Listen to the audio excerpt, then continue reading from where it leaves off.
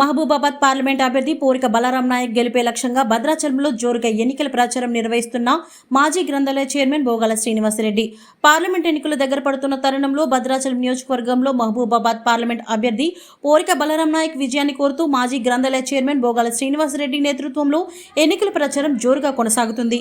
ఇంటింటి ప్రచారంలో భాగంగా రాష్ట్రంలో కాంగ్రెస్ పార్టీ ఎన్నికలు హామీగా ఇచ్చిన 6 గ్యారెంటీలను ప్రజలకు ఉపయోగపడే విధంగా అమలు చేసిన విధానాన్ని ఇంటింటికి తిరిగి ప్రచారం నిర్వహించారు.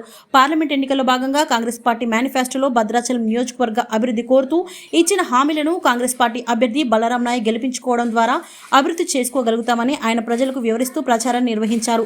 ఆయన వెంట పట్టణ ఎస్సీసీఎల్ అధ్యక్షులు రాసమల్లరాము, అన్నం రామిరెడ్డి, మైనార్టీ సెల్ నాయకులు షబీర్ పాషా, మహిళా కాంగ్రెస్ కార్యకర్తలు అధిక సంఖ్యలో పాల్గొన్నారు.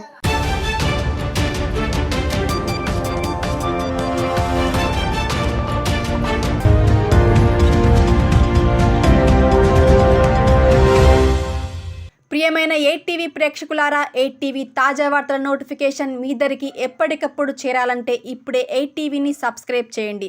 ఈ తాజా వార్తల లింకును ఓపెన్ చేసి సబ్స్క్రైబ్ క్లిక్ చేసి గంట బటన్ నొక్కండి. ఇక ఎంచక్కా తాజా వార్తలు మీకు చేరుతాయి.